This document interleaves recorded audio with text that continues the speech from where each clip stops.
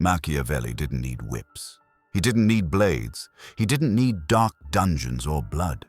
He had something far better, the human mind, because he understood a truth that even the most brutal rulers never fully grasped. People will give you their deepest secrets, not when they're in pain, but when they believe they are safe. Hey guys, we're Wisdom, based in Abu Dhabi. We use AI tools to make these concepts come to life, but it's our amazing team who goes deep, breaking down powerful philosophical ideas and showing how they really apply in everyday life. We hope you enjoyed today's content. And that illusion of safety, that's what Machiavelli brilliantly weaponized. He knew that if you push someone hard enough, they'll lie. But if you pull them in just right, if you let them feel seen, validated, admired, they'll hand over everything, their fears, their loyalties, their motives, their deepest truths, all without you ever needing to raise your voice or even make a direct demand. These are the 7 psychological traps Machiavelli used to extract truth without leaving a trace. And once you understand them, you'll see why the most dangerous person in the room is never the loudest. It's the one who listens quietly, patiently, and strategically. This first trap is so subtle, most people walk straight into it, smiling, believing they've found a friend. Machiavelli knew that people are naturally drawn to those who agree with them, not because they value objective truth, but because agreement feels like powerful validation of their own thoughts and ego. So, when Machiavelli wanted to know someone's true thoughts or intentions, he never challenged them directly. He didn't press for answers, he didn't correct their statements, and he certainly didn't argue. He simply mirrored their sentiments. He'd calmly say things like, "You're absolutely right, and I've always suspected that as well." Or, "That's exactly how I've been seeing it too. I thought I was the only one who noticed that." And just like that, the other person relaxes. Their guard drops, their ego opens wide. They stop defending their position, and instead, they start revealing more, because they genuinely believe they've found an ally, a kindred spirit. But what they've really found is a masterfully set trap. You agree with someone just enough to make them talk more. And the more they talk, the more unguarded they become, and the more they reveal. Once you have that crucial information, you can act, pivot your strategy, subtly manipulate, or even decisively neutralize a threat. Machiavelli's brilliance wasn't in winning arguments. It was in the silent extraction of truth through a form of psychological flattery. And the beauty of this trap is that the victim never even realizes it was set. Most interrogators believe they need to fill a room with relentless questions to extract information. Machiavelli, however, filled it with silence. He knew a profound psychological secret. When most people say something truly revealing or accidentally slip up, they instantly backpedal. They try to walk it back, reframe it, or justify it, unless you give them absolutely no opportunity to do so. Your silence makes them anxious. It creates a psychological vacuum they feel compelled to fill. They begin to wonder, did I go too far? Did I say something wrong? What are they thinking? So, in their desperate attempt to fix their initial slip-up, they often make 5 more, deeper revelations. This silence creates immense pressure, but not the kind of direct pressure that makes people shut down. It's the kind that makes people spiral internally, because they genuinely don't know what you're thinking. The power isn't in the pause itself. It's in your unwavering stillness, your steady, unblinking eye contact, your complete lack of emotional response. You look at them with the calm demeanor of someone who already knows the answer, and now they feel compelled to fill in all the unspoken gaps themselves. Use this with discipline. Speak less, watch more, and let the silence subtly break them. If you truly want someone to reveal their real values, their hidden motives, or their deepest beliefs, don't ask them to explain their principles. Don't directly ask what they believe in. Instead, ask them, what have you been through? Tell me your story. Machiavelli would often begin conversations by opening up with small stories of his own. These would be low stakes, seemingly personal anecdotes, often even self-deprecating. For example, "There was a time I trusted the wrong person. It cost me dearly."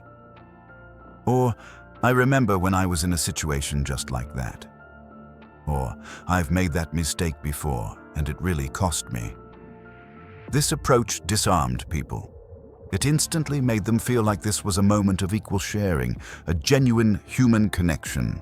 And once they truly believed that, they willingly began to share their own stories too.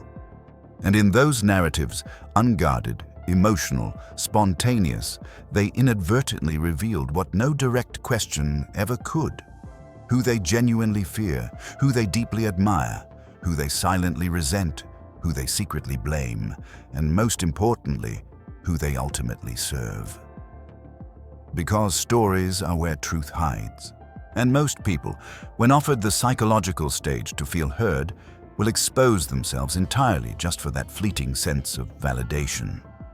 Machiavelli wasn't just listening to the story.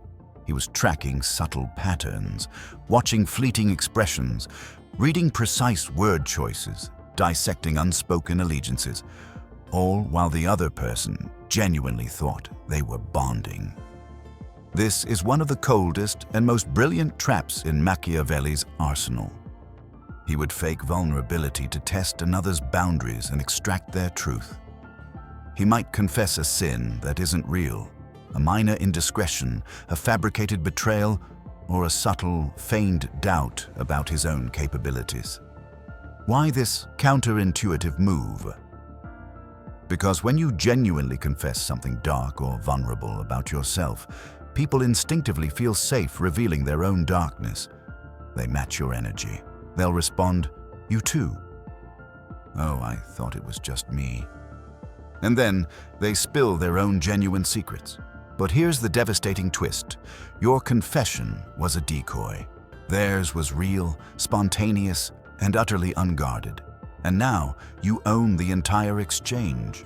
You've expertly tricked them into thinking the conversation is balanced, equal, when in reality they've exposed something crucial about themselves that you haven't. And they often don't realize it until much, much later, if ever. This powerful tactic only works if you deliver it perfectly. It must be calm, subtle, quiet, and feel like a truly genuine slip of guarded truth, not a dramatic performance or a boast. And once they take that bait, you've gained leverage they can never take back.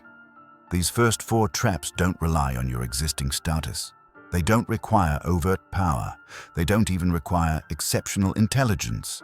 What they demand is discipline. The discipline to speak less. The discipline to subtly manipulate without overt threat. The discipline to sit perfectly still and patiently watch people willingly walk directly into your hands, all while believing they are completely safe. Because Machiavelli knew that torture breeds resistance, but comfort breeds confession. So he made people comfortable. He made them feel important. He made them feel genuinely heard, deeply admired, and perfectly safe. And then he simply listened. And what they willingly gave him was everything he needed to control them, or even to destroy them, without ever needing to lift a sword. The remaining traps are colder, sharper, and far more dangerous. They go deeper, not just into the mind, but into the hidden corners of the soul. Because there's a level of psychological manipulation most people never even attempt to reach. Not because they can't, but because they're afraid to cross the line. Machiavelli wasn't. And that's precisely why he so often won. The most effective manipulation isn't through force. It's through seduction via profound understanding. Not sexual or romantic seduction, but psychological seduction, the kind that makes people feel truly seen, truly heard, even as you subtly unmake them from the inside out. Machiavelli knew this. If you can wrap someone in an aura of comfort, deep respect, and genuine curiosity, they will willingly volunteer what others would die protecting. He didn't need to ask for information. He made people want to give it. That's precisely what the next 3 traps accomplish. These aren't just mere tricks. They are powerful weapons, cloaked in warmth, delivered with such elegance that the victim feels flattered while their inner world is being meticulously dissected. To truly understand how to master these profound principles of power and influence in any situation, delve into Machiavelli's timeless and groundbreaking work, The Prince. Find the link to acquire your copy in the description below. If you see me again, well, congratulations. It means you're starting to think differently. It means you're paying attention. And if that's the case, you already know what to do next. Because in a world full of manipulation, silence, and strategy, you don't follow the noise. You follow the power. Thanks for spending time in this. If this sparked a new way of thinking, hit like and subscribe to keep the ideas flowing. And don't forget, check the description for the links to the resources and the original books we used today. We'll see you in the next one.